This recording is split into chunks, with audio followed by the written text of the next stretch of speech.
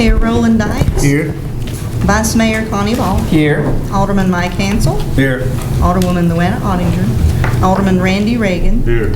Alderman Steve Smith. City Attorney Terry Hurst. Here. City Administrator James Fincham. Here. You've probably heard that we have two alder people that are not here today. We want to send our wishes to Alderman Steve Smith, who has had a medical issue that he's dealing with, and he wishes he could be here, but of course he could not.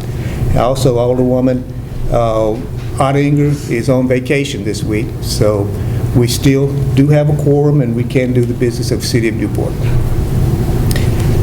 Approval, in your packet you have a copy of the minutes from the previous meeting of August 13th, 2024. I've had a chance to look those over.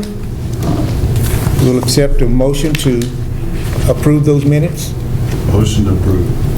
Second. We have a motion then to approve the minutes of August 13, 2024. It has been properly seconded. Please signify your acceptance by aye. Aye. Nays like sign. Hearing none, motion carries.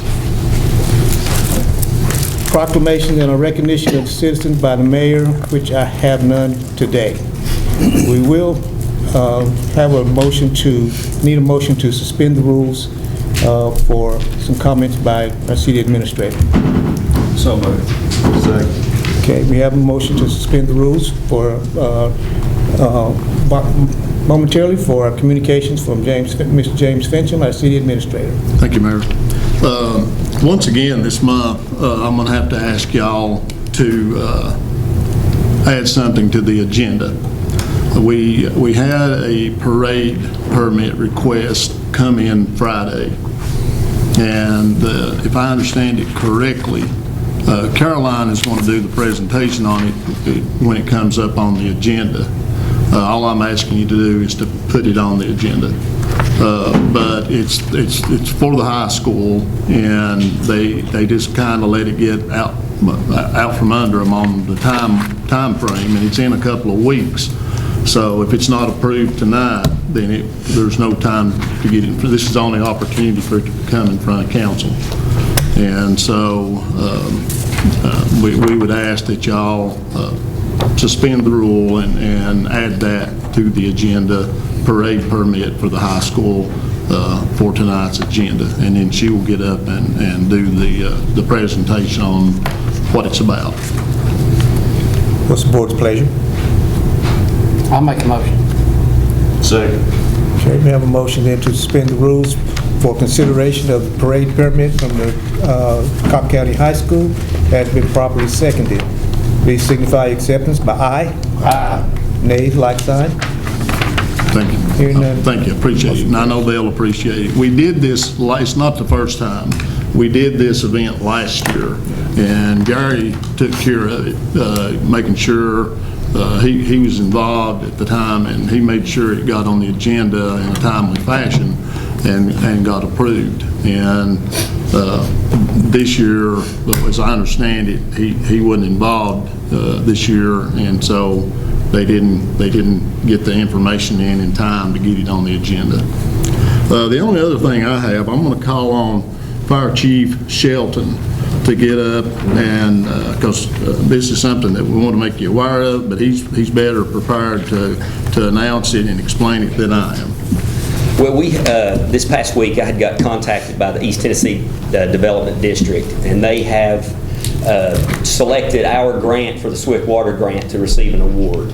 And on the 26th, they'll be giving that reward to us. So I was going to let you guys know that, because we've got a rescue truck. We have got several pieces of equipment, several $1,000s worth of pieces of equipment, rescue raft, and we've got 2 rescue boats, motorized boats that are being made now, waiting to come in. So I thought that this was an honor to let you guys know. Appreciate you all for approving this grant, and and then it's noticed by other people out there. So thank you guys.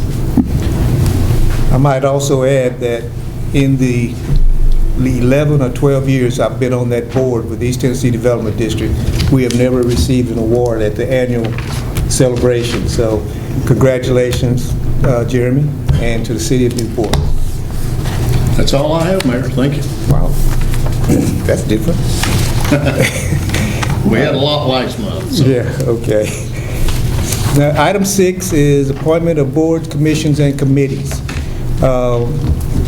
Most of you may have heard that the Industrial Development Board has been reconstituted, and there have been some appointments that are going to be made tonight to replace some people that have asked to go off that board. Jason Oury's term ended, and I'm going to appoint Mr. Bill Schultz to that position. Also, Ms. Paige Rhodes has asked to go off the board, and I have agreed to appoint Mr. Dave Johnson for her position. Are there any questions? Hearing none, we'll move on. Reports from committees, members of council, and other officers. Okay, hearing none. Old business and unfinished business. Consideration of second reading of ordinance number 2024-06, budget amendment for Newport Grammar School. And Mayor, that caption of that ordinance is ordinance number 2024-06, an ordinance of amending the annual operating budget and capital program for the city of Newport, Tennessee, fiscal year 2024-2025 for Newport Grammar School. Second reading. Heard the reading. What's the board's pleasure? Motion to approve. Second. Okay, we have a motion on the board to approve consideration of second reading of ordinance number 2024-06, budget amendment for Newport Grammar School. It has been properly seconded. Please we have a roll call, please. Alderman Mike Hansel. Yes. Alderman Randy Reagan. Yes. Vice Mayor Connie Ball. Yes. Motion carries. Thank you. New business. Consideration of first reading of ordinance number 2024-07, amending the municipal code, Title 12, building, utility, etc. codes, Chapter 11, residential code, Section 1102 modifications, adding Section 304-1, total area of a structure. Yeah, and I didn't ask Mark to be here, so it's fine that he's not, but there isn't a, I just thought, we don't want to play that game anyway. The International Building Code doesn't specify how small a structure can be. They have guidance on what a house, what a living residential building is, as far as you have to have a kitchen and the means and ways for a bathroom. But it doesn't say how large it has to be. And we don't allow tiny homes in the sense that a pre-manufactured building that is brought in, manufactured for residential, brought in and put on a property. But someone could build something as small as a typical tiny home or smaller. I think 140 square feet. Mayor, if you remember what Mark told, I don't, that's not my wheelhouse, but this gives a provision so that anything built within the city limits has to meet a minimum total square footage. What is the number? I got it. 1,000. Thank you. 1,000. Had a long day here. 1,000 is about the size of a single wide trailer. So that's not. We're not making anybody build a palatial estate in order to have a home in the city of Newport. It's just something a little bit bigger than a single room.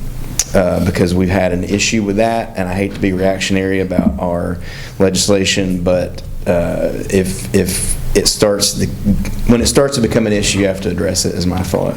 And I know we hadn't got to speak about it other than. Yeah, no, we had spoken about it way back. Yeah, when we but first not had the today, issue yeah. up at the corner of White Yes. Oak and Mulberry. Yes. Is when we first started talking about that, and that's been some time ago, Yeah. that we needed to look at doing this because, as you said, basically you can't bring in a tiny home, but you can build one. So, I mean, that kind of defeats the purpose. So, we had talked about that, and I think the 110 feet was the bedroom. I think the bedroom had to be 110 feet, and I think the total was like 420 or something. That sounds maybe. right, yeah. 410. That's going back, Yeah. way back in my recollection, so I may have, don't hold me to that, but that's what pops into my head. And so we had discussed way back then that we felt like that should be done because we were starting to see that happen, because it happened up there, created a problem in the neighborhood with the neighbors, and now the same individual is getting ready to do the same thing over in Northport on another lot that he has come up with over there. So, as you said, it's turning into a problem. So I feel like I'm strongly in favor of changing that to put a stop to that. And we don't want to make it where people can't afford to have a home. That is not the goal. The goal is not to allow tiny homes in the city. That's the goal. And with this loophole that you can build one as opposed to just rolling one in, it still can end up with the same result. So I feel strongly that we need to modify that. Okay, you've heard the presentation. What's the board's pleasure? Motion to approve. Second. Okay, we have stereo seconds. Motion has been approved and it has been properly seconded. Please, we need a roll call, please. Alderman Mike Hansel, Yes. Alderman Randy Reagan, Yes. Vice Mayor Connie Ball. Yes. Motion carries. Thank you. All right, item B, consideration of first reading of ordinance number 2024-08, contracting the city limits of Newport, Tennessee. Okay. I've had, in the past 10 years that I've been here, more than one person on one occasion want to have their property de-annexed from the city of Newport. And generally, I am able to tell them why that, through my department, that we would not be doing that. We would not be presenting that to City Council for dozens of reasons. If there are certain definitions of guidelines that what makes a piece of property a Newport City of Newport lot. And so generally, every time someone brought that up, I could tell them I'm not going to consider that because of X, Y, and Z.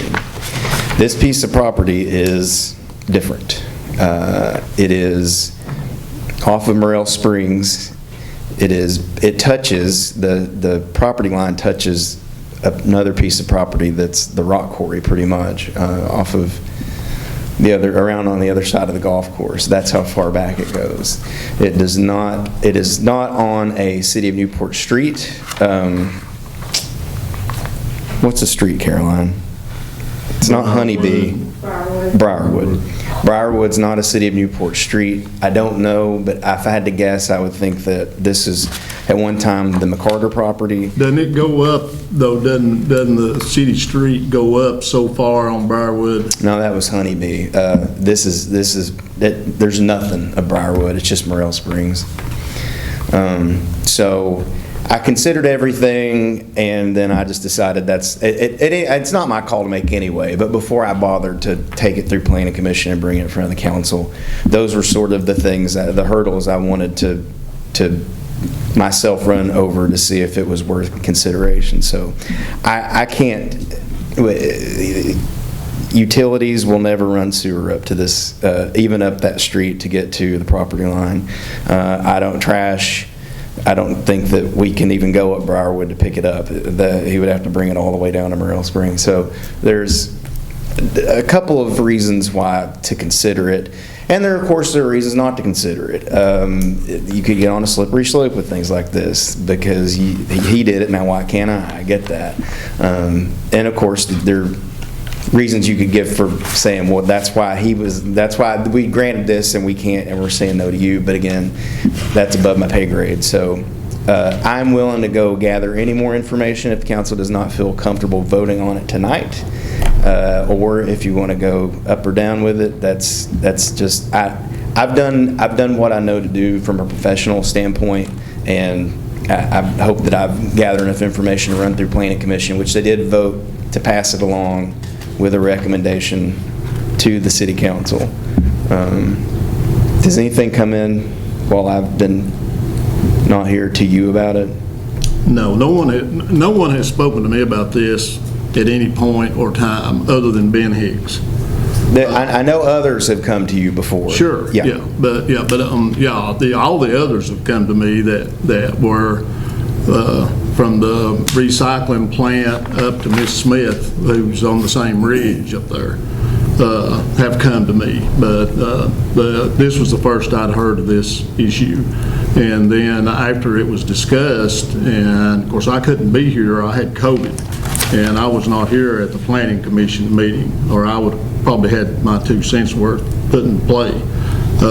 Terry and I discussed it the night before, and I told him what my position was on it and my arguments on it. And when he informed me that when it was talked about at the Planning Commission meeting, immediately there was no discussion. It was just laid out there, here's what's being proposed to look at. And immediately a motion was made and a second, and a vote was made to pass it on to the city with no discussion. So I wasn't there, but Terry was, and Terry was prepared to express my position on it. But like I told him, when he told me how it played out, I totally got that it was pointless for him to try to make any kind of points once it'd already been voted on and moved forward. So, but no one has come and spoke to me about this in any form or fashion. So I haven't had any opportunity to listen to the argument, to state the city's side, to make recommendations or offers. I have had no opportunity to do any of that. Now, Ben told me, and which I thought, well, the way Ben explained, I haven't pulled the property viewer up and looked at it, but the way Ben explained to me was, and he and I rode up there when it first became an issue, going in front of the Planning Commission. And he said that the street went to where their mailboxes are. And usually that's the case. Usually the mailboxes aren't on a private road. The mailboxes are on the public street, be it a county, state, highway, or city street. That's generally one of the benchmarks that you can go by to determine where that stops, because that is generally where the mailboxes are. Now, are there exceptions to that rule? I don't know. I just know that generally that is something you can go by. It's kind of like looking at where the utility poles are and trying to make sure you know where the right-of-way is. The utility poles will always be on the right-of-way, and you can use that as kind of a gauge. Same way with the mailboxes. In general terms, on most of the times it's been my experience, the mailboxes are not on a private drive. They are only on a public street or roadway. And so Ben was under the impression, as I was, that the street went to the mailboxes. And so Ben said that the only thing that he had ever had any, that somebody had asked him about garbage pickup, and that he told them if they'd bring it down to the street, we'd get it. And they said, well, no, that's too much trouble, that if they were going to bring it that far, they might as well just take it on to the dump. And and I can see the logic in that. I mean, that's not something to debate, but it wasn't that the opportunity wasn't there. That, well, we're not going to provide you that service. We will provide any city resident service within the law, and that's true for everybody. It doesn't matter where they are. And so, somebody made the comment that it was something was said during the meeting with the Planning Commission that they didn't have fire protection. And I even told Terry that because I'd heard that was going to come up, and I told Terry, be prepared to rebut that, because we've got a brand new fire truck sitting right out here that we bought. And one of the main reasons we bought it is because it's a smaller truck that can get in, can get up there, and can get to all those houses up and down that ridge, regardless of which street they're on. And so we spent nearly $300,000 for a piece of equipment to be able to service these folks that are up there on that ridge. So it's not true that we can't get fire protection up there. Now, again, none of that's been said to me. I'm going by hearsay, what others have told me. These folks have never spoken to me about any issues up there whatsoever. So I'm going on secondhand information. But that was the kind of thing that I wanted to point out, and I asked Terry to point out at the Planning Commission meeting, that we are taking steps to try to address the issue as far as providing service. But we haven't been approached about any service. Now, one thing when Jeremy went, after we got the new fire truck, Jeremy went and was taking it up all the roads that go up on the ridge to make sure it was going to go with no problem. When he tried to go up this property, it's now has a gate on it that he couldn't get through. So, any gated road, if we don't have some sort of access code or something to get in it, now we can't make guarantees on being there on a timely response if there's a gate blocking the road. So, but we did go to assess and make sure, we're confident that it'll get up there. But we were going to make sure we were going to do it. We weren't just going to take it for granted. We were going to do it to prove. But he said there was a sign. Of course, he's sitting right there. I mean, I'm just telling you what he told me. That he said there was a sign on the gate that said, like UPS man deliver somewhere else, road washed out, or something was on the sign.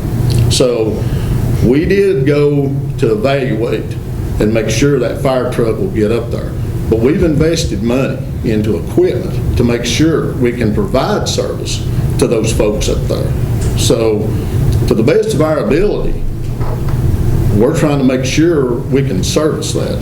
And, this just kind of come out of left field and say, well, these folks want to be de-annexed. They bought the property, didn't know it was in the city. I don't know about all that. All I know is that, we got 7,000 residents, and we do everything we can do to provide the highest level of service as we can to every one of them.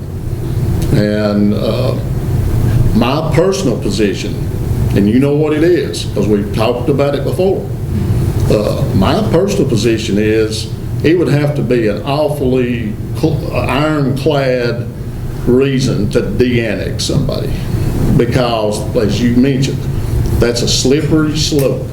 And we have people come in every year or so with the same request, and every one of them we've turned away.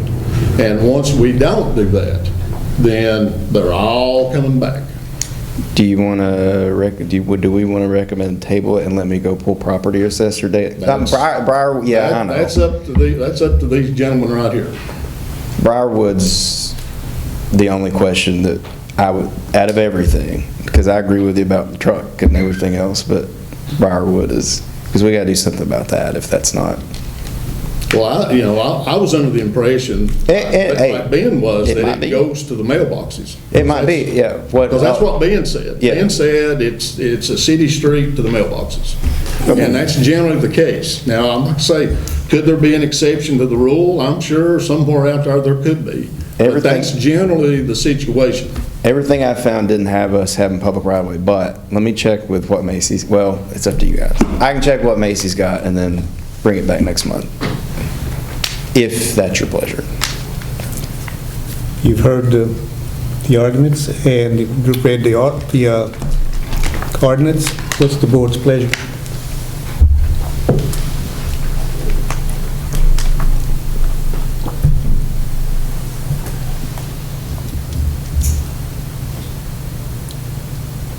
Going once. This ordinance, for consideration of first reading of ordinance 2024-08, contracting the city of limits of Newport, Tennessee, fails for lack of a second. For lack of a motion. Lack of a motion, I'm sorry. Right. Yes. If you want to do that for me. Yes, sir. If you don't care. No problem. Do that for me. I'd like to know the answer to that. Me too, really. Definitively. Yeah. Because Ben had told me it's in the Well, we had the same problem with Honeybee, but we fixed that. Yeah. And I didn't realize Briarwood. Yeah. is it. If you don't care, research that for me. can do that. And then we'll work on that. Yep. Thank you. Thank you. Item C, consideration of first reading of ordinance number 2024-09, budget amendment for the city of Newport. And Mayor, that's captured that is ordinance number 2024-09, an ordinance of amending the annual operating budget and capital program for the city of Newport, Tennessee, fiscal year 2024-2025. Heard the reading of the ordinance. What's the board's pleasure? Motion to approve. Second. Okay, we have a motion on the board then for consideration of first reading of ordinance 2024-09, budget amendment for the city of Newport. If it has been properly seconded, we need a roll call. Alderman Mike Hansel, Yes. Alderman Randy Reagan, Yes. Vice Mayor Connie Ball, Yes. Motion carries. Thank you. Item D is consideration of resolution number 2024-15, authorizing the city of Newport to participate in the driver's safety grant through public entity partners. Mayor, this is a grant that we've been participating in through what used to be PML and is now PEP. But there's two grants that we apply from them every year. One is the Safety Partners Grant, and one is this one, the driving grant. And we use it to make sure that all city drivers' licenses are still valid. And we can't do that, even though we can do that at the police department from a criminal standpoint. We can't do that. We cannot use our computer at the police department to do background checks on our people. That's a violation of the use of the equipment. So we have to pay the TBI system that does background checks to do this. And the insurance wants you to do it annually because someone could have gotten involved in an accident or something somewhere else, us not know about it, their license gets suspended, and the insurance does this, so they pay for it, basically. They want you to do it, but then this is a mechanism for them to pay for it for you, or half of it. They pay half of it. We pay half and they pay half. So we've gotten this grant for many years. Okay. Okay, you've heard the resolution. What's the board's pleasure? Make a motion. Second. Okay, we have a motion then to consideration of resolution number 2024-15, authorizing the city of Newport to participate in the driver safety grant through public entity partners. It has been properly seconded. I think just signify your acceptance by aye. Aye. And nays have like sign. Hearing none, motion carries. Consideration of resolution number 2024-16, endorsing and funding the use of visual surveillance devices to enhance law enforcement in the city of Newport, Tennessee. Thank you all for hearing us tonight. The baseline for this, I'm going to actually have Assistant Chief Elliott come up because he's done the majority of the legwork for this. He's done a fabulous job. Basically, just to give it in a nutshell, if you have any questions, you can ask him. But it's a flock system, and it's a LPR system, which is it's a license plate reader system, and it aids police departments all over the nation in helping to deter and detect crime. But Matthew's got a little presentation for you, so he'll. Evening, Board. Basically, this system, I guess, you want to prove that it can do its job. And with that, our friends from Elizabeth, and in 7 months that they've had their program, they've recovered over $407,000 worth of property for their residents, and also aided in 26 arrests from that system that they have implemented. And just like we had this bank robbery over here, with the permission that we've got from our other partners, you can actually trace that bank robber based with this system. So we think that it would be a great asset to the cities of Newport, our citizens, and everybody, because if you all approve it, it opens up the world for the Newport City police officers nationwide, not just here locally. But we want it locally because as soon as you all do that, it opens up, even for us, they can look at our system if you all approve it. Our friends across the railroad tracks, the sheriff's department, they will have access to it. So we are so, I've been doing this since February, trying to get this thing. And it's been gray hair in a little bit, but I have stayed on it, and I am committed to it, and I hope you all will be, because I think it will prove itself to you all and to the citizens of Newport if you all do this. And also to add on this is a continuation of something that Chief Schultz was doing years ago. He was trying to reach out, and we were catching, money in bids and things. So this isn't something that's just brand new. This is something that's been in effect for years. And other departments in our area have been using it and been using it successfully. Assistant Chief, or Deputy Chief, I'm sorry, Elliott, mentioned giving an opportunity to prove itself. When they first came and approached me about doing a trial run with this, that was one of the things that I threw out there. They both came and sat down in my office and pitched this to me, and had an opportunity to give it a trial run. And I told them, let's do that. Let's see what it'll do. And so when the bank robbery happened, and of course, keep in mind too, the Sheriff's Department already has some of these. Lowe's has 2 of them up there at the 2 entrances to their parking lot.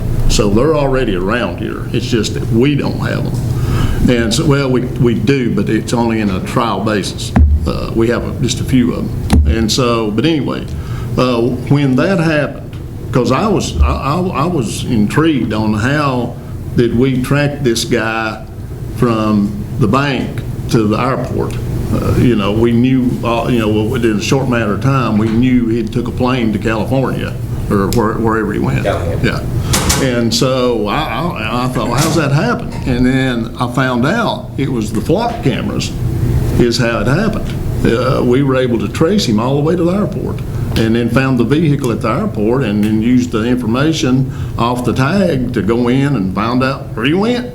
And so I was amazed and I was impressed. And I told him, it's proven itself to me. And because that was the requirement that I gave them. I said, it's going to have to prove itself. And man, it did. And so I'm sold, I'm convinced. After that, I was very impressed with that it would do that. And I know, we're going to have someone speak tonight, I think, that maybe has some concerns about it. My understanding of the system is it's not an observation system. It's not watching anything. It's looking for specific things. It will only look for what you program into it to look for. So it's not just seeing what people's up to. It's not just surveying what's going on. It's strictly looking for a specific vehicle, a license plate. One thing that amazed me, I think, on that was a bumper sticker. That it tracked this vehicle by the bumper sticker that was on it. And that's just amazing to me. But it's not to surveil people. You're not on camera watching, oh, look what he's doing. There's nobody monitoring it. There's nobody, watching what's going on. It's strictly a computerized watchdog that when you put a tag number in there, you put a description in there of an individual or a vehicle, it will look for that. Now, I don't think it has facial recognition. It doesn't have that, so it's not that either. But it can track vehicles, but it doesn't track a vehicle unless you ask it to. So it's not just seeing who's going where. Basically, it's a license plate reader system. It will read your license plate as you go down the street. Let's say, Mayor, you get your vehicle stolen, and we enter into the NCIC database that your vehicle's been stolen. It's reading license plates as they go by. If your license plate hits that your vehicle was stolen, it's going to send immediate notification to us or our patrol units. So we know this license plate for the stolen vehicle hit at this time at this place. And then we can use other systems such as Spear County, Greene County, Cobb County Sheriff's Department, other systems to track where this vehicle is going and maybe intercept these vehicles. It's been used in things such as elderly people that get lost. They put in their make, model of vehicle, and when they're having dementia problems or something like that, and silver alerts, amber alerts, things like that. It's been used in all sorts of areas, not just criminal areas, not just looking for the criminal thing. It helps in other ways also. I just feel like that we would be doing the city a disservice if we didn't present this to y'all, because we all know technology is changing. It's changing every day, and you know, everybody has detractors from AI and everything else, but we feel like as a police department, if we don't stay with the trends and with the technology up to the trends, that we're doing the citizens a public service.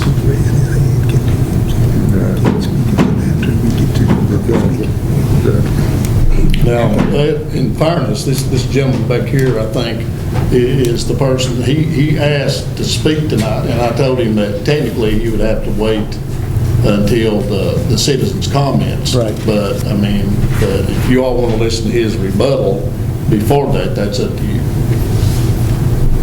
No matter, that's John Rush, he had asked me, and I told him, I said, I don't mind to bring it up, but I don't, because of her, can he speak now, or does he have to wait till after the vote? And if he waits till after the vote, then what good would Right. speaking? So, I mean, I don't think there's a problem if you all want to allow that. I don't. I'm fine with it, but, you know, Mr. Rush and I are good friends, so. I'm okay. And Mr. Rush and I had a conversation in our office. He came and talked to me about it. Yeah, John told me. So we had a candid conversation about it as well. It's 5 minutes. Mr. Rush, we give you 5 minutes.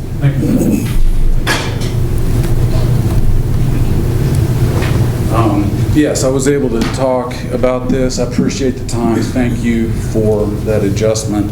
I do not doubt whatsoever the motivations that were presented to you or the capabilities of the surveillance system. I do believe it is a surveillance system because, even as was presented here, it does track.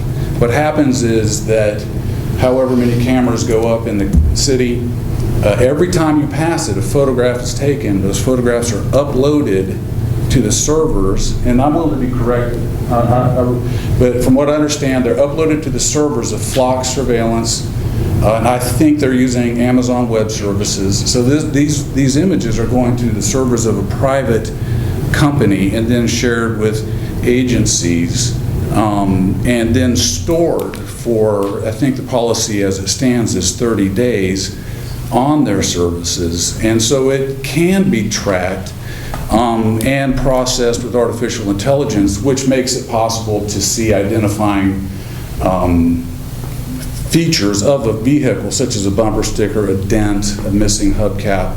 So my argument is that it is an immense amount of power given to a private corporation in Georgia and then used to communicate with a nationwide network across the country. Now, I guess it depends on where you sit. For me, first principles, America, I don't think we were meant to be under a surveillance system. And I know that in terms of the law and the big framework, I think I would argue that our Fourth Amendment jurisprudence is in shambles and has allowed this kind of thing. But I guess my argument is, I would just remind us that it is an immense amount of power. One county with only 8 cameras detected 315,000 vehicles in a month. And my argument, and I'm just sitting here in the living room thinking about this, and I don't want to overstate, but I don't want to understate either. This, at least at a minimum, is the same kind of physical infrastructure you find in the worst regimes in the world and used to oppress people. At least the physical infrastructure is the same. I know we don't want to have those policies that are behind the infrastructure, but just as an awareness thing, policies can change in a moment. We learned that in recent years on a national scale. So it is an immense amount of power. And as a corporation, my argument is that Flock Surveillance is incentivized to sell as many cameras as they can, offer software as a service, and add features. So it's not AI right now. I mean, it's not artificial intelligence. It's not facial recognition right now. But we need to keep an ongoing conversation about this, because These features can be added, correlated with point of sale data. It's powerful, and I just don't want us to sleepwalk into it. I feel like Flock is making a commodity of our personal movements through life and selling it. And I didn't sign any terms and conditions with this company.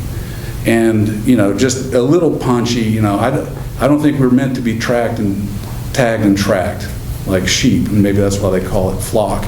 But I do have, I do have proposals, like for transparency. I think that the police department or the city could declare annually or biannually just what's going on with this system, how it works, put that through newspaper and online publications, because I think everybody needs to know exactly what's going on.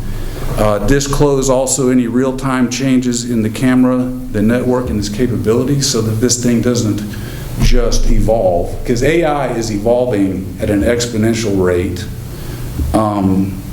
Also, I think that we should disclose in real time the number and location of the cameras, since the public is paying for them. I would plead that we keep these cameras away from the homes of residential areas to maintain the dignity and privacy of citizens where they live. And also, if we can, and I think we can, reduce the data storage time from 30 days to 3 minutes or less, because if that computer process can hit, if you're looking for something, we don't need to store that information for long periods of time to be accessed by employees or people, because screenshots, all kinds of things can be made and information can be archived elsewhere. So I want to be a friendly voice of opposition and just help us, in my mind, want us to think through this. I do not doubt any motivations on the benefits, but it is an immense amount of power, and not these guys, but in the future, it could be very easily abused. Thank you. Thank you, Mr. Rush. Okay.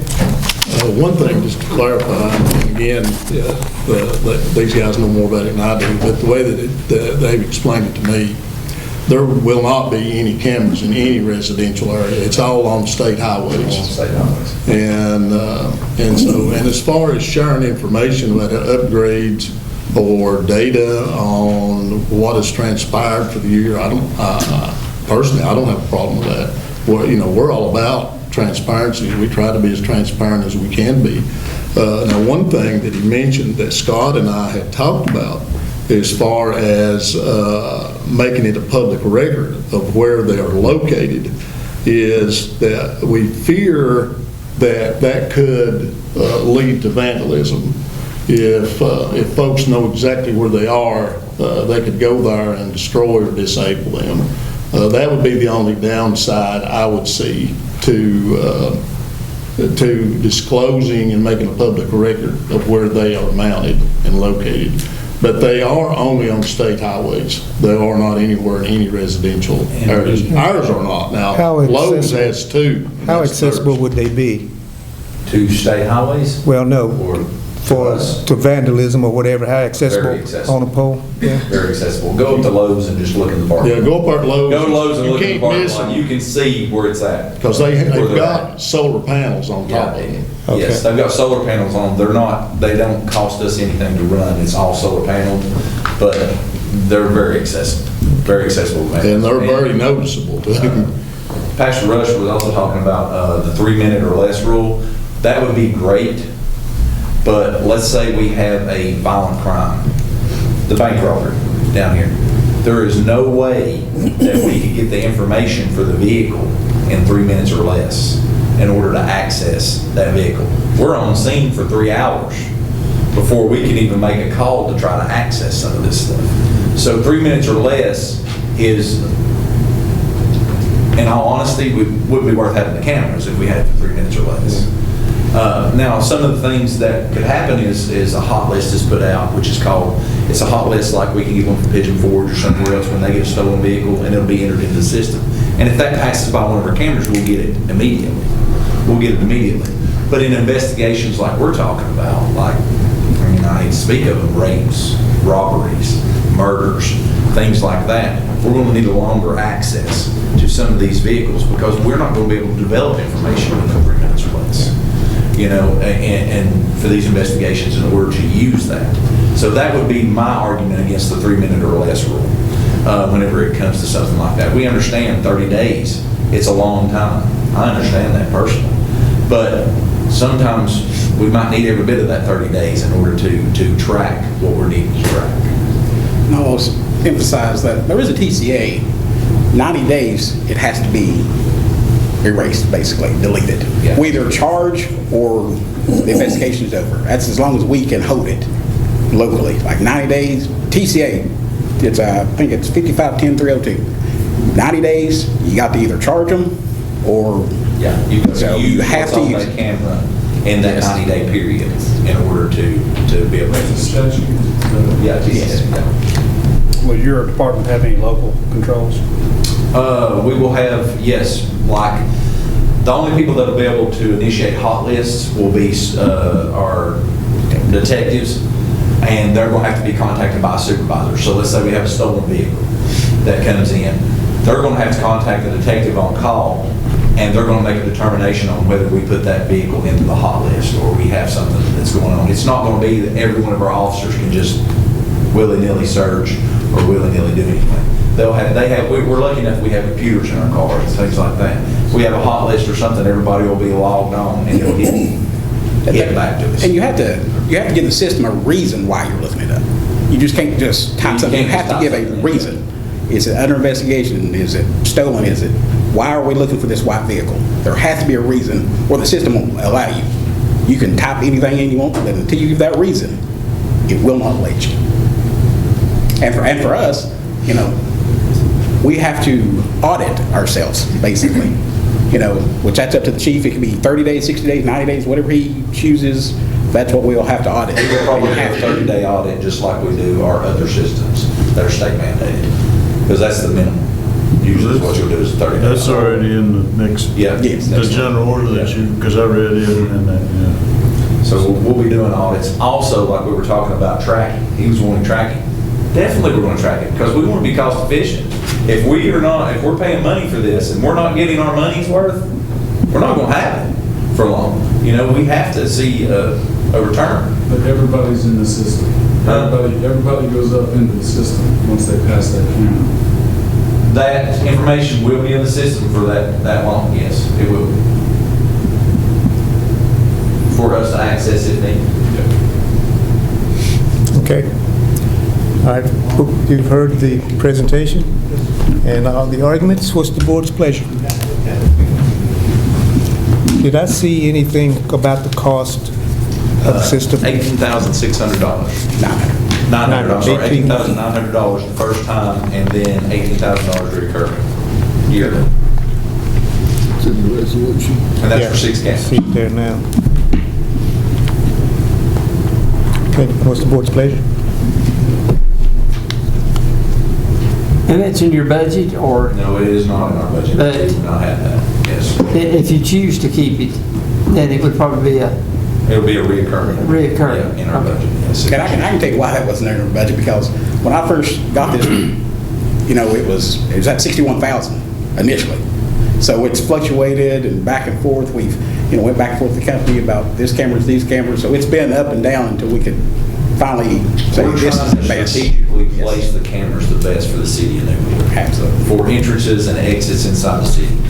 We don't want to cover the whole city in cameras. We don't want to do that. But we do want to know what's coming in and what's going out. And we've been working on this for quite a while. Is the money there, Tina? Yes, it is, sir. Okay. Well, I didn't want to do something, and our finance director says, y'all just did something we don't have no money for. That's why I asked We you. would have let them know that before they got this far. Yeah, that was, yeah. Are there any other questions? Gentlemen? Just a question, is there a hard copy log of who enters what and when? So that, But we will be able to, that's why we do the audit. There's not a hard copy. the problem I'm seeing in my head is, okay, I get there, even though I'm not supposed to have access, I do something, I get information, and there's no physical indication of my presence other than when you do an audit. Now, every 30 days, we would probably be able to get a hard copy, but by printing it off of what's been done by our people. 30 days, I can't say that for sure because I'm not in the system. Right. I'm just going by on how I audit other things that we have in computer systems, and I can print off copies and look at things if need be. Like if I find an anomaly or I find something that's I'm just looking different. at it until. Oh, I agree with you. I agree with you. When we're looking at the. We all have logins. Yes, you all have logins. So it'll be. there is a way for us to track this Yes. case. We have a bag road actor. Like Officer Clevenger, your Captain Clevenger, I will be able to tell what Captain Clevenger does on that. That's up to, just as an ex-analyst, intelligence, Yeah. there are certain things that when I come to surveillance, there's little sticky points that I'm very hesitant about. And trust me, from the background in law enforcement I have, I understand how the advantage of the tool is too. But the case of abuses and having already been on the receiving side of some of those abuses from my own government, I'm kind of nervous. But I see the advantage of, we're not talking blanketed, we're talking limited. And if there's a log system so we can track in case we get a bad actor. So, because our reputation is the one thing that wipes out a city's budget is a lawsuit. That's one reason that we're going to do the audit. Yeah, and I was happy when you said it could do an audit. I just wasn't sure how we get to do the audits and the hard copies is, you know, papers, because trust me, I can do a ton of things on computers and erase presence. Very easy. I can even rearrange where I'm calling from, and make it live in a whole other country. Oh, I'm sure. Time to call this. So having a hard thing there, you know, somebody's something hard, that's not computer stored, is nothing, you have to physically change that. Personally, it's hard to erase from a remote location. And that's just something you ask me to be aware of and think about.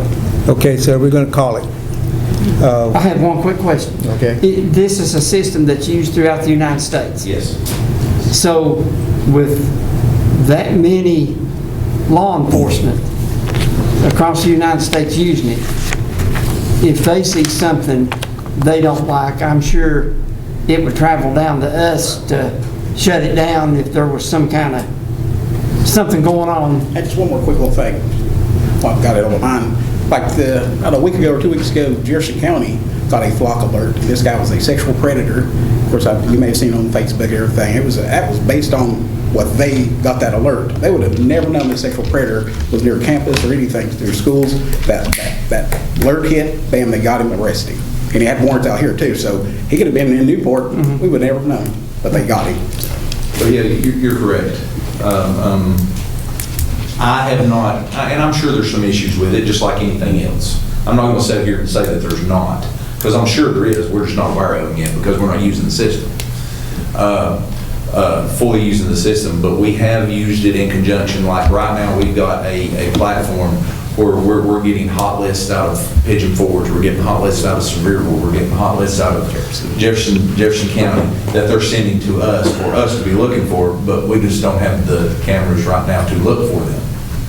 But we are getting the notifications. Yeah.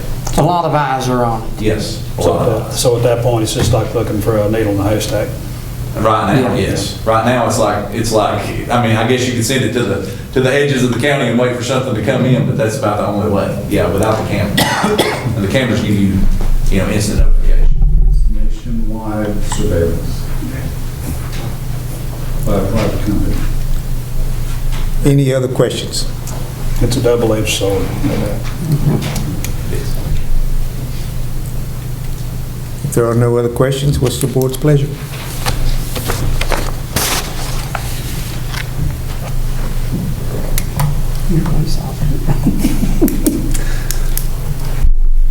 Motion to approve. Second. All right, we have a motion on the board. It has been properly seconded for, let's see, where am I? I lost it again. Okay, item E, consideration of resolution number 2024-16, endorsing and funding the use of visual surveillance devices to enhance law enforcement in the city of Newport, Tennessee. It has been properly seconded. We do need a roll call. Alderman Mike Hansel, Yes. Alderman Randy Reagan, Because I read the general order and agree with it, yes. Vice Mayor Connie Ball. Yes. Motion carries. Thank you, everyone, for your perspective. And item F is consideration of amending the Newport Police Department General Order by adding the automated license plate recognition policy. Basically, this is just so we will have a general order and rules to follow whenever it comes to this situation. There's so many things in this general order, I couldn't read them right now because we'd be here all night. But y'all have been provided for one. Just to give these guys some solace, we're going to have data entry, tag numbers, states, vehicle descriptions, incidents, case events, all the way down the line. And we want this to be placed in effect so we can do proper training with the system, and that way we don't have any mess-ups with it. And all the applicable NCIC, TCICC, just those policies Yes. will affect it, okay? Yeah. And also, TDOT has to give, once we get y'all's okay to go with this, which we just got, TDOT has to approve all of it, which we've already got prior approval, but they have to go back and reapprove where we're replacing our cameras. So they know exactly where it's at, so there's not a safety hazard or anything, with the city or the roadways. And those are pretty strict protocols?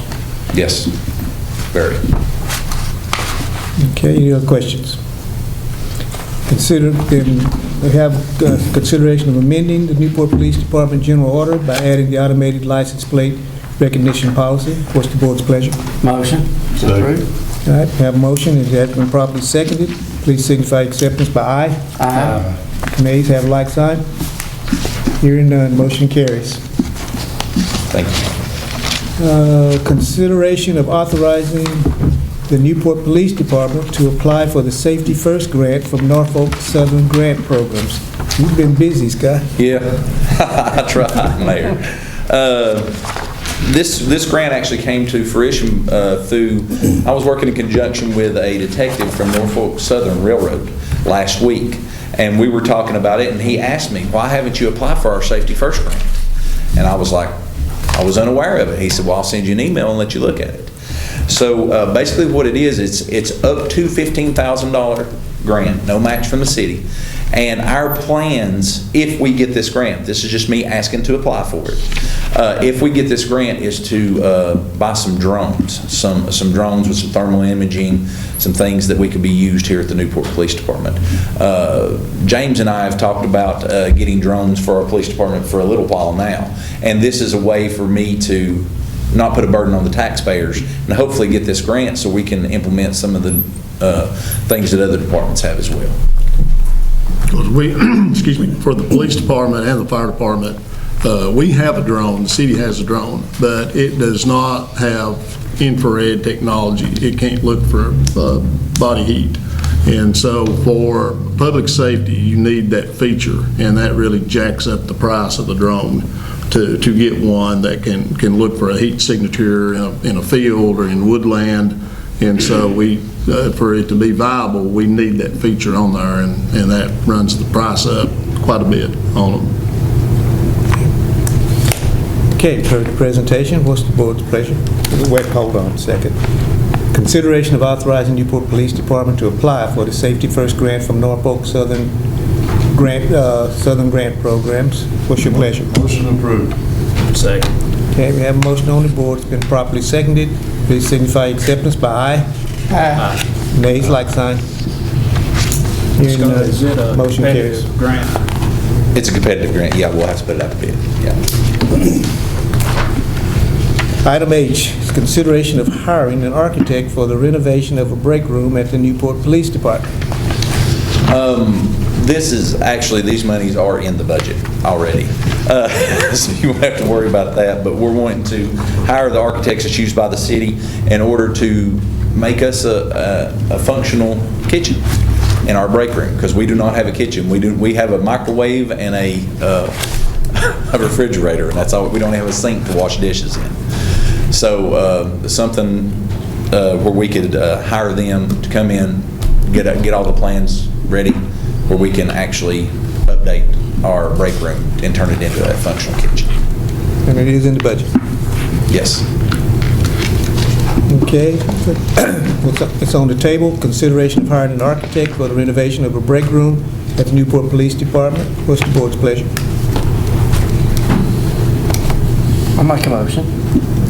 Second. It has been, the motion is on the board. It's been properly seconded. Please signify acceptance by aye. Aye. Nays, like sign. Hearing none, motion carries. And just for information, this is the same architect that oversaw the renovation of the entire building a few years back when we did the whole building. And so he's the same one, so he knows, he's already got a lot of drawings and stuff about the space and knows where everything is. And so it'll be easier for him to deal with it without having to do a lot of background work. Thank you. Yes, sure. Mayor, I'd like to say some of this stuff we've been talking about, I understand the hesitancy, but I think that's why it's incumbent upon all of us to make sure we keep the proper people in office that are going to make sure they make the proper decisions to do that, even from your local all the way to federal levels. Okay. Item I is consideration of authorizing the Renaissance Fair to use the city park for a Halloween event.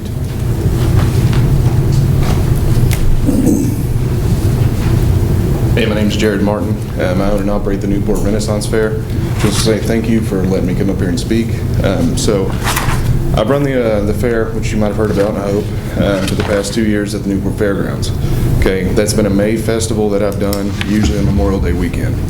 Okay, I've seen pretty decent increased growth over the past 2 years. So much so that I wanted to do something in October, mainly catered towards and centered towards trick-or-treating for the children. I grew up in the 90s. I had ample opportunity to roam the streets like a little hood rat, you know, go knock on doors and get as much candy as I wanted, but kids these days don't get that opportunity.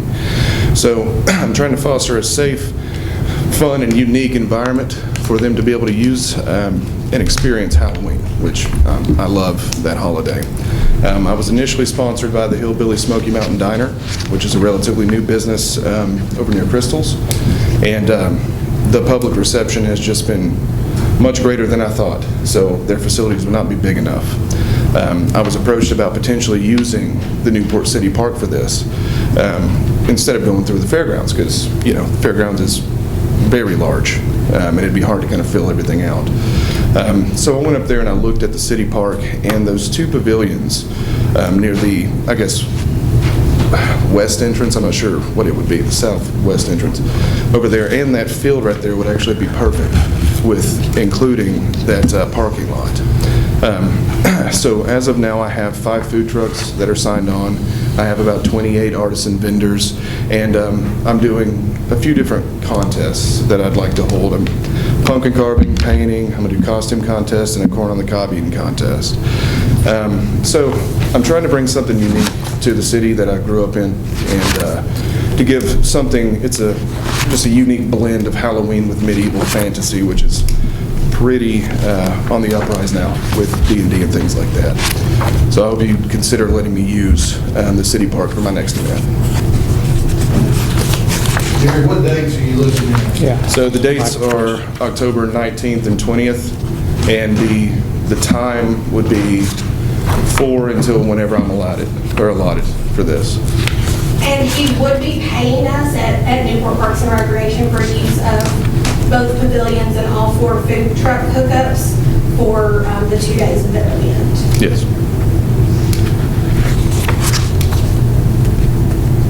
Everything okay with you all?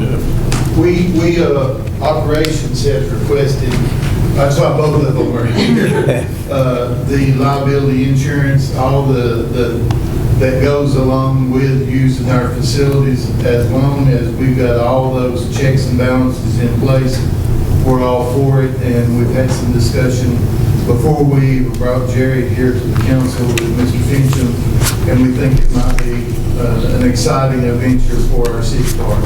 There is some thought process about the football program because that is a Friday and Saturday night in October. We will be Saturday, Sunday, excuse me. So the Saturday night could interfere with a playoff game that we may have, but we don't know if it's a daytime game or an evening game, or even if we get to a playoff game. But we'll make it work however what happens there. Because we think it'll be an exciting event, and of course Melissa has talked to Jared about a lot of things. Well, and coming from someone that lives with a child that isn't into sports at all, the medieval thing, he's been asking, when are they going to do another one? When are they going to do another one? So it'll be a good thing to bring for kids that aren't into all the normal stuff that we have. I love And this will not interfere with our trick or treat at the park or trick or treat at the track that we have every year. This is a very different event than what we're planning. Still trick or treat, yes, but again, his is very much themed in a different way than ours is. We're not having food trucks, vendors, anything like that. So I'm partnering with a business out of Greenville, Tennessee. They do, they have a company, his name's Tab. His company does what's called live action role playing, which is essentially putting on costumes and playing pretend. So I'm gonna have full like goblin costumes and ogre costumes and some really unique stuff I think the kids are gonna enjoy. And I'm wanting to try to build a walk through, not a haunted maze, but a walk through kind of dungeon crawl kind of RPG role play kind of thing for the kids to experience all while trick-or-treating.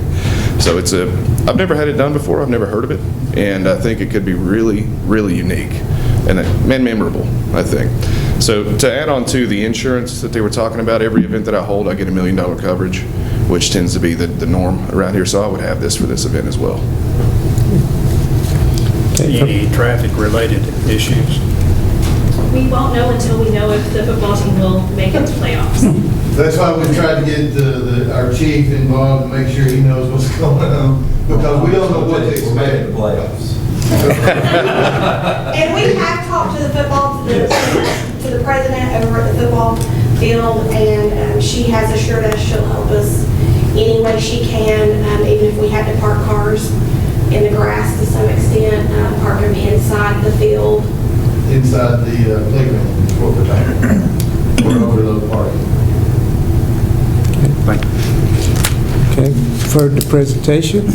Consideration of authorizing the Renaissance Fair to use the city park for a Halloween event. What's the board's pleasure? I'll make the motion. Second. Okay, have a motion on the board then. It's been properly seconded. Please signify your acceptance by aye. Aye. Nays have like sign. Hearing none, motion carries. Thank you, council. Remember the 18th and 19th and 20th. Represent. And item J is discussion of the Wizards versus Cobb County fundraising for CCHS baseball. Coach Randy Harrell. Mayor, Coach Harold talked to me about this over a month ago. Casey did, my son. And I told him it might be better for Coach Harold to come and mention it, but Coach Harold, you picked the wrong meeting. I've known him for about a year, and he's been sitting on his hands for the last hour because he doesn't slow down, so go ahead, Coach Harold. Well, first of all, I'd like to thank everybody for allowing me to come and speak on behalf of our baseball program and our school. It's a great pleasure to be here in Newport. I'm amazed every day by how much people do for each other. So this is really just a presentation to y'all as a community to say, I've done this before at other places. They're a basketball team that's very similar to the other team from Harlem that most of us are aware of, but they're much more hands-on, much more kids-oriented. They allow the kids to come on the floor with them. They teach them tricks.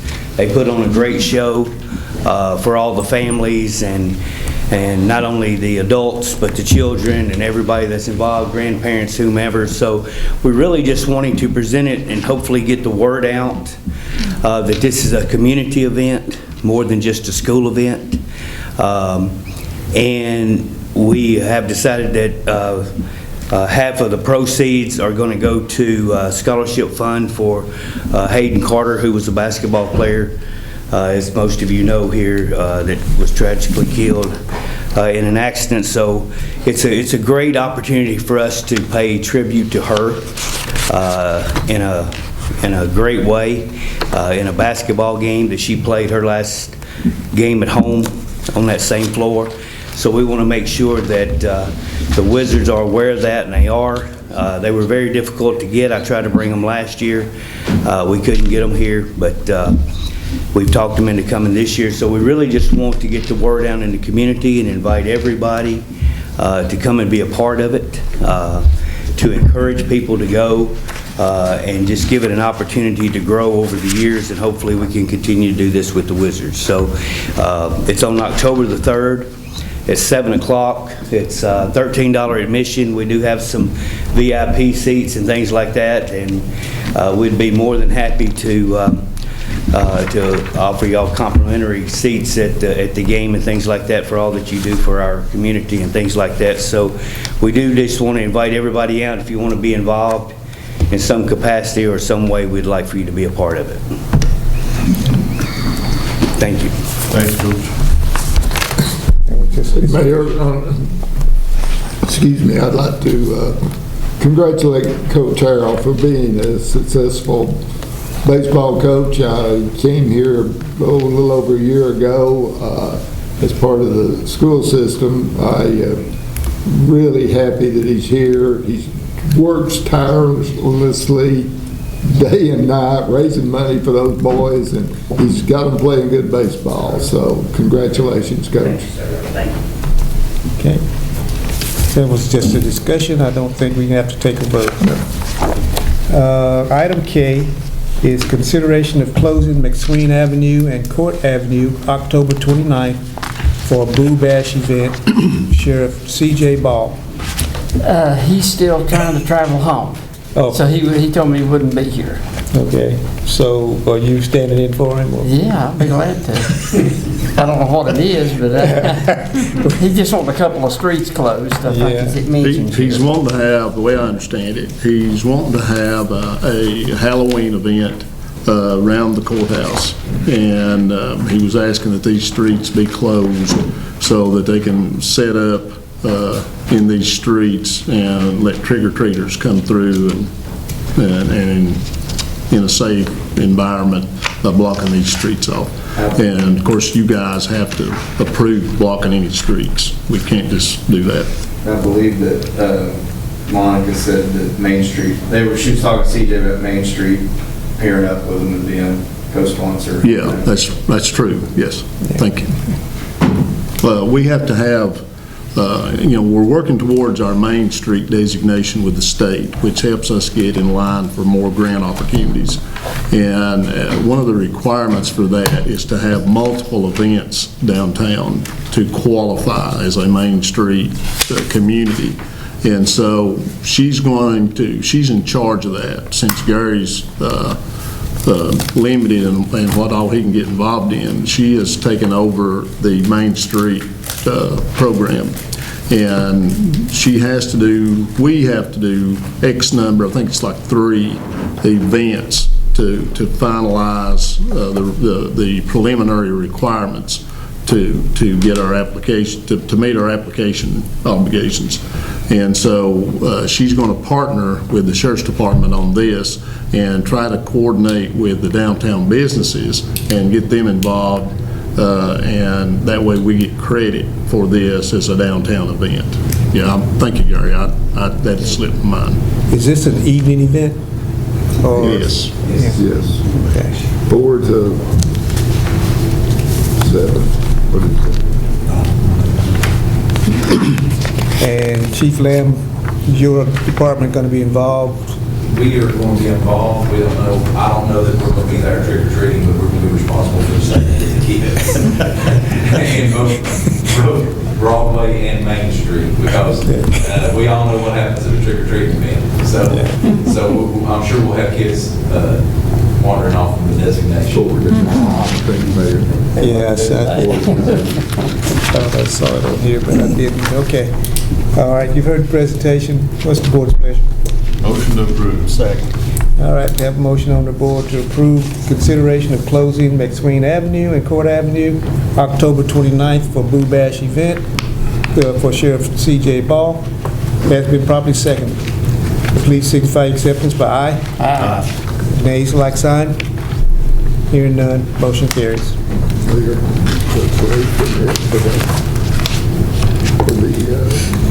Oh, we already did that. No, we haven't voted on it yet. Okay. We put it on the agenda. Yeah, okay. All right. The last item is our parade permit for the Cobb County High School and Clay Blazer for parade from Hedrick Avenue, I think, through down Broadway and back up Cosby Highway and back to Hedrick. Yeah, so Clark County High School's homecoming is going to be September 20th, Friday, September 20th. Something that they restarted around 2018 was doing the homecoming parade during the daytime when the kids are still in school but before the game happens. And so they started that fall 2017, and they did it several years, and then the pandemic happened. And so they're kind of have been trying to reestablish these traditions. So yeah, it was just one of those things that sort of they were planning for the parade and then didn't get applied for the permit. So I was helping them with that.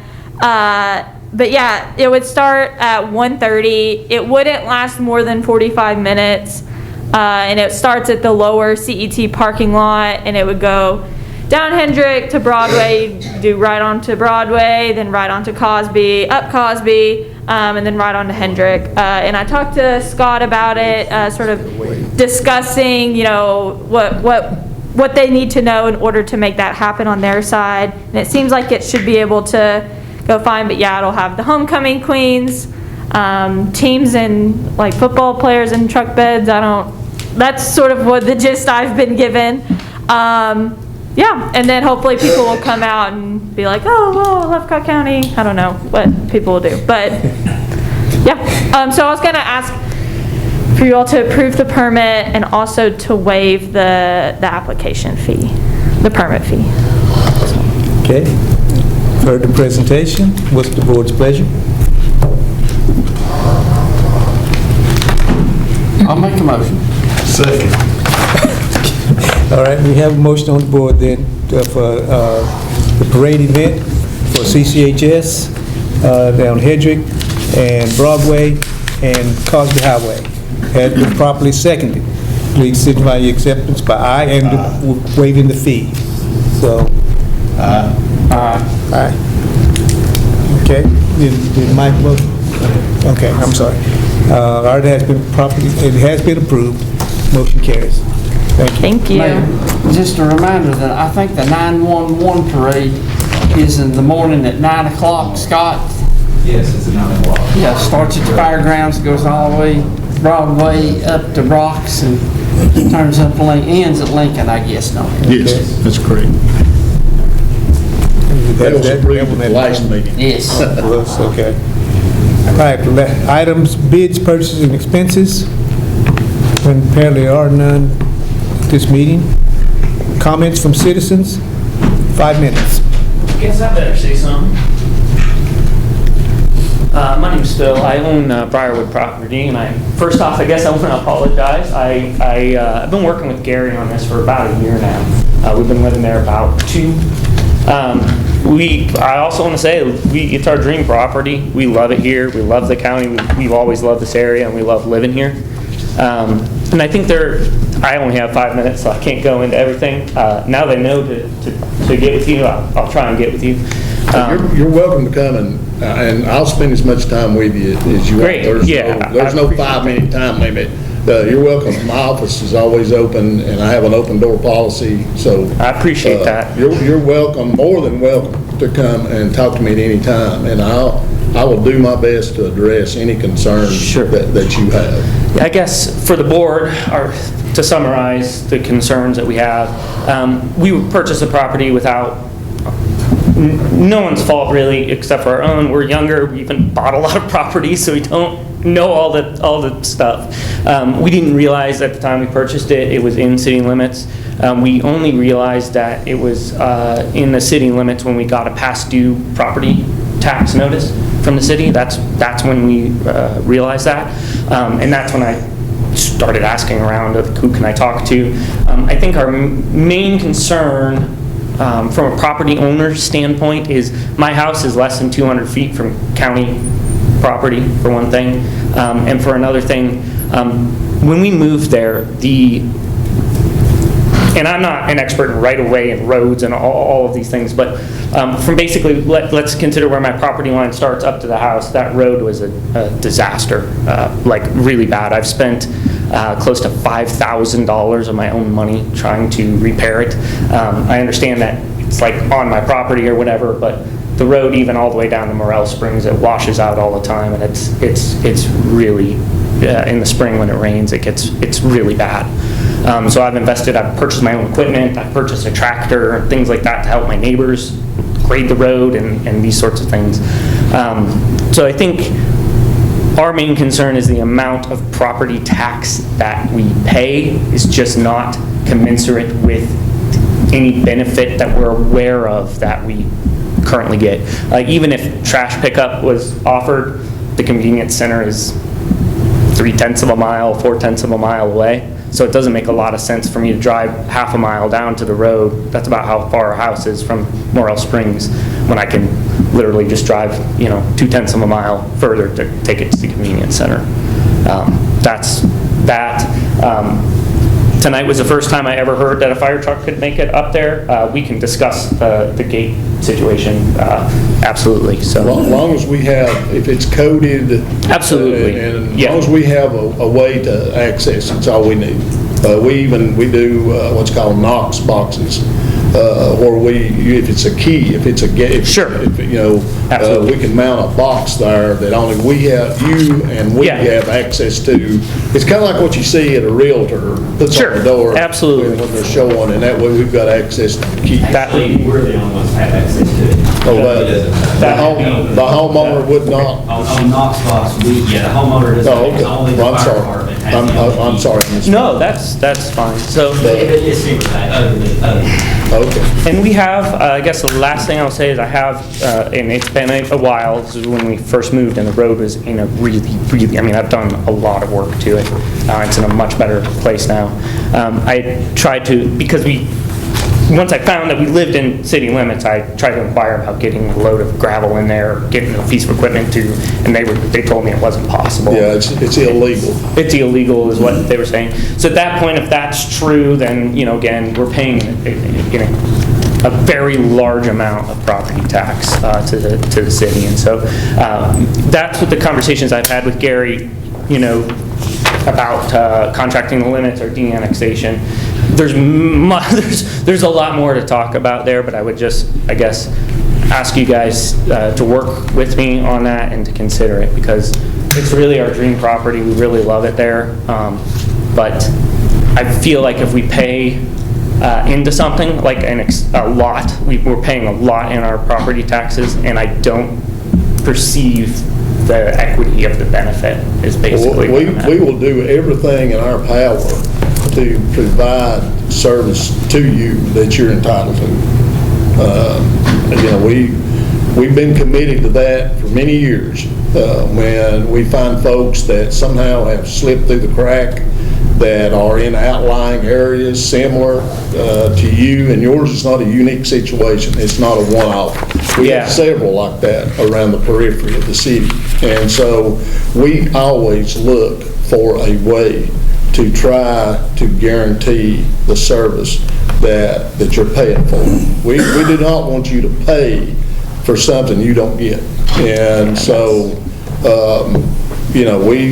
we will do everything in our power. I think the only thing that you could provide is probably first responder. We're not on sewer. We have a well. And we kind of like it that way. We want to be kind of on our own. And so there's really no city service that and Gary, like I said, I've worked with him for a year on this. Not to go too long, because I know we got 5 minutes, but just for the record, two previous folks that approached us about de-annexation, both of them brought up, I don't have sewer. And, so that was they implicated that, or indicated that that was the main issue they had. They just did not have sewer and it wasn't right. So we said, well, let us do a study on what it would take to get sewer to you and look at prorating your taxes to see how long it would take us to recoup that investment. Well, I don't need sewer. Well, that's your whole argument. Totally willing to work with y'all on something like that. If it, yeah, they said, both of them said, well, my septic system works fine. I don't need sewer. The last thing you can't use that as an excuse to be de-annexed when you say you don't need it, but just because you don't have it, that's an excuse. So we always try to look at every angle to try to see what can we do to make this right. I look forward to working with you. Sure. I think the last thing I would say is I'm very sensitive to the fact that this could kind of maybe, if this was approved, open the floodgates a little bit. I do just want to say I totally respect and I totally understand. There's no doubt about that. I think I have some ideas around that too, which I can't take up the 5 minutes, but I definitely I have some thoughts. I'll spend all the time you want. Great, thanks, James. And Scott, I'd love to talk to you about thermal after this. So thank you guys, appreciate it. Thank you. Anyone else who wishes to be heard? If not, we entertain a motion to adjourn. So moved. Second. Third. We are adjourned.